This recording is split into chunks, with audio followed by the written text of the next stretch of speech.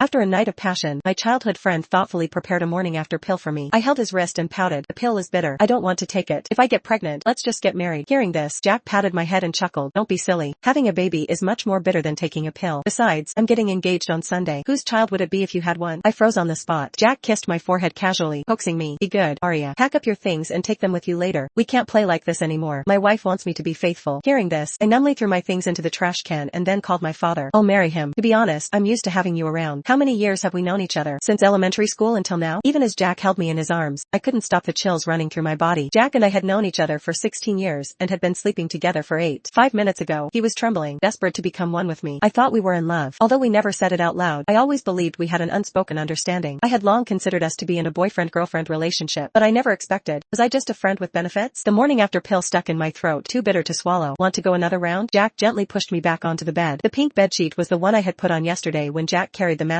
At that time, he joked, we're like an old married couple. Now, my heart was in shambles. We've already taken the pill, might as well not waste it, he said. Let's make this a perfect ending to our wild youth. I instinctively pushed against Jack's shoulder. You just said, you're getting engaged? Jack grabbed my wrist excitedly, his attractive voice penetrating my ears. I wanted to tell you earlier, but a certain little glutton was too eager to satisfy her hunger and shut me up. Rachel's back. She said she still wants to marry me. Rachel Zhou, the class beauty who confessed to Jack at our high school graduation ceremony and was rejected. The person Jack punished himself with 3 drinks for not wanting to mention. They're getting engaged? Jack, oblivious to my shock, enthusiastically shared with me. I checked, and the earliest auspicious date is this Sunday. Rachel doesn't have many old friends abroad, so you can help her fend off drinks at the engagement party and be her bridesmaid at the wedding. As he spoke, he seemed to remember something and took out an invitation card from the bedside table. Rachel said I should design the wedding invitation, but I don't understand you girls' tastes. Be a good girl, Aria, and give me some advice. 20 minutes ago, what he took out of that drawer was the morning after pill that was now bitter in my throat. The white invitation card was low-key yet elegant, with Jack and Rachel's initials intertwined like a pattern. It was clearly an expensive, carefully designed piece. Jack had long decided to marry Rachel, preparing for their wedding while entangled with me in bed. The immense anger made my whole body tremble. Jack, you're letting me look at your wedding invitation with another woman while I'm in your bed? I tore the invitation into pieces in 2 swift moves. You're getting engaged, getting married, so what the hell am I? Aria Lynn, are you crazy? Why did you tear up my invitation? Jack was busy picking up the pieces, not noticing my expression at all. Seeing me get out of bed to get dressed, he grabbed my arm. What are you throwing a tantrum for? Am I not supposed to get engaged or married? Do you expect me to play around with you forever? I don't even like you. After shouting, he seemed to realize he had gone too far. He frowned at me, his voice dry. I've always treated you as my best friend, close enough to share everything, my childhood sweetheart. He said this, but his hand let go of me as if touching garbage. His expression returned to his usual nonchalance, tilting his head to look at me teasingly. Or are you saying my charm is so great that you've unknowingly fallen head over heels for me? Aria, don't scare me. Jack pretended to be calm, but his panicked eyes betrayed him. That fearful look of being saddled with responsibility made me laugh bitterly, laughing until my eyes burned. This made him even more panicked, and he turned his back to me to get dressed. Aria, we've been the best of friends since we were kids. You crying like this makes it seem like I bullied you. We're in an age of gender equality now. Don't be so old-fashioned. It's not interesting. He finished dressing and turned to leave. Rachel's flight has arrived. I'm taking her to a hotel tonight. Pack up your things, especially all those cheap identical knickknacks you bought. Take them all with you. Don't leave any for me. The last thing he said to me before closing the door was, we can't play like this anymore. It's not fair to Rachel. It wasn't until the door had been slammed shut for a while that the frantic vibration of my phone brought me back to reality. In our old high school class group chat, Jack had dropped a bombshell. The class president is back in the country. Party at the old spot tomorrow. Everyone must come. At all. The accompanying picture showed 2 happy faces close together, Jack kissing Rachel's hand. Below were a flurry of curious comments. Jack, even if the class president hasn't been back for years, you don't need to be this enthusiastic. Did I wake up in a parallel universe? Since when can you kiss the class president? Many people even tagged me. Aria, come to the front row to watch. Your childhood friend has strayed. At our graduation party when we were 18, Rachel publicly confessed to Jack. The girl on one knee, full of hope, was only met with Jack's scornful laugh. Are you misunderstanding something, my dear class president? It's not Chinese New Year yet. I haven't prepared any red envelopes. Seeing Rachel's reddening eyes, Jack turned away and put his arm around my shoulder. I have my little Aria here. That's enough for a lifetime. We're getting married after college. None of you are allowed to miss it. You all better bring wedding gifts. Rachel stood up and slapped me hard across the face before running away in tears. Thinking back now, his reddened eyes at that time weren't out of concern for me, but probably worry that Rachel's hand might hurt. Just then, Jack sent another voice message. I can't kiss the class president, but I can kiss my fiancé. I'm getting engaged to Rachel. Instantly, all the comments tagging me disappeared like the wind. Only a flood of congratulations remained. Someone else joked. Looking at the background, a night of passion is worth 1,000 gold. Dog emoji. Jack replied almost immediately. Get lost. Don't make such jokes. His tone was serious, full of protection. I suddenly thought of myself. At a class reunion 6 months ago, a guy in our class asked about my performance in bed. I got angry and argued with him, but Jack said I was no fun. We're all classmates. Don't take jokes so seriously. It turns out, he just didn't care. As I smiled bitterly, Rachel posted in the group, getting legally married on Sunday. Law-abiding citizens doing things by the book. Sunglasses emoji. Everyone quickly followed suit, offering congratulations. Rachel then actively tagged me. Aria, I'm sorry. 8 years ago, Jack used you as a shield, which led to me slapping you. Now you're being joked about because of us again. Jack said you volunteered to be my bridesmaid. Thank you. See you tomorrow, old classmate. I was still wondering what she meant by shield 8 years ago when Jack's messages came flooding in. Aria, why are you pretending not to see? Can we not bring up ancient history? Rachel just got back, and you're already trying to put her in an awkward position? Reply quickly. The messages came one after another, piercing my heart without giving me a chance to breathe. Finally, he dropped one last message. If you don't want to reply, forget it. Then he tagged me in the group again. Don't party too hard. Remember to take the morning after pill. Dog emoji. Rachel quickly followed up with, I guess all those years abroad were wasted. I'm not as open-minded as Aria. Covering mouth laugh emoji. I was about to reply when I realized I had been muted by the group admin. Jack. Overwhelmed with anger, I called Jack. After a few seconds of connecting, it was Rachel's voice that came through. Jack, when you rejected me back then, did you really think I couldn't compare to Aria? Jack's familiar tone answered without hesitation. Aria? I never even thought of her as a woman. At that time, my dad's company was in trouble. I didn't know if my family could recover, so I couldn't bear to let you suffer with me. I had to find an excuse to make you give up, and I didn't want to mess around with other girls. But now all that's in the past. I can support both of us now. Rachel, I'm never letting you go for the rest of my life. After a rustling sound of kissing, Jack said tenderly, let's wait until we're legally married. We have a lifetime together. There's no rush. I don't want to wrong you without making things clear. I abruptly hung up the phone. At the graduation party, Jack had drunk too much. A few classmates carried him to a hotel. I was afraid to leave him alone, so I stayed to take care of him. In the small hotel room that cost $30 a night, Jack pulled me into his arms. The next day, seeing the bloodstain on the sheets, he slapped himself hard. I'm sorry. At the time, I thought that I'm sorry was for me. Now I realize it was probably for Rachel. Sorry for rejecting her. Sorry for sleeping with me. I wiped away the cold tears on my face and called a moving company. It only took a few hours to clear out the room I had spent years decorating. Watching the garbage truck drive away, I left the spare key in the shoe cabinet. My parents divorced when I was young, and I was tossed back and forth like a soccer ball. If there's any advantage to that, it's probably that I can quickly accept all heartbreaking things. No matter how much my heart hurts, I can force myself to act like nothing's wrong. Closing the door, I called my dad. I'll agree to marry that disabled person you mentioned. Consider it repaying the debt I owe you. Back when Jack's family was in decline, I secretly begged my estranged father to help them out. At that time, I promised I would definitely repay this debt. 3 months ago, my dad's company faced a crisis and urgently needed a large sum of money to keep operating. Either you get that Jack to pay back the money, or you obediently go through with this business arrangement marriage to get the money. If the Zhang family in Beijing wasn't desperate because of his disability, how could they look at a good-for-nothing like you? Throwing yourself at men. I've told you before, all men are ungrateful dogs. Several times when my dad called asking for money, Jack was right beside me. I thought he couldn't hear. Now I know. He was just pretending. Just then, a new post popped up on Snapchat. It was a photo Jack took of Rachel's silhouette against a sky full of fireworks, looking exceptionally happy. If I can't pluck the stars for you, I'll give you a starry sky. Welcome home, my princess. There was a comment below with many likes. A masterpiece of love by the fireworks master. Spending millions to make a beauty smile. Jack is so generous. I suddenly remembered the month after Jack and I first slept together. On my 18th birthday, he bought me a sparkler. In the dim light, the boy's face was full of sincerity. Aria, when we get through these hard times, I promise I'll show you the most beautiful fireworks in the world. At that time, I didn't know there was a little baby in my belly, nor did I know that after the hard times would come even harder times. In the hospital room, Jack looked at my pale face after the surgery. I'm sorry, Aria. From now on, I'll buy the most expensive contraceptives. I'll never let you suffer again. I should have woken up then. It's all my fault. The memories scattered in the cold wind. I put my frozen red hands back in my pockets with my phone. The last message on my phone was from my dad. You better behave yourself. The Zhang family is coming to pick you up tomorrow. Dragging my suitcase, I plunged into the dark night. One last cry, and after dawn, Jack and I would have nothing more to do with each other. After a night of tossing and turning, I finally found a hotel to settle in. Just as I was falling into a light sleep, I was jolted awake by my phone ringing. Jack's angry voice made my heart ache. Where are you? Just because Rachel asserted her position in the group chat yesterday, you're being this petty? Everyone's coming to welcome Rachel back at the class reunion. Why do you have to be different from everyone else? Do we need to send a sedan chair to invite you? Just because you're not coming, Rachel has been worried that you're still holding a grudge about that slap. Come over quickly and explain clearly. Don't let Rachel feel uneasy. The once gentle voice was now full of impatience. I used to think I was the exception to Jack's bad temper, but now that the real exception had returned, I realized I was just a self-deluded joke. But I don't want to be a joke anymore. Why should I go? What does it matter to me whether Rachel feels at ease or not? And who are you to order me around? Jack, in what capacity are you calling me? Do we have any relationship? This was the first time I had ever snapped at Jack. My temper isn't particularly mild. It's just that in the past, I had covered my sharp edges with love. Jack was stunned for 2 seconds, then lowered his voice. Aria, are you jealous now? What's the point? I told you we were just playing around. You have no right to be jealous. Besides,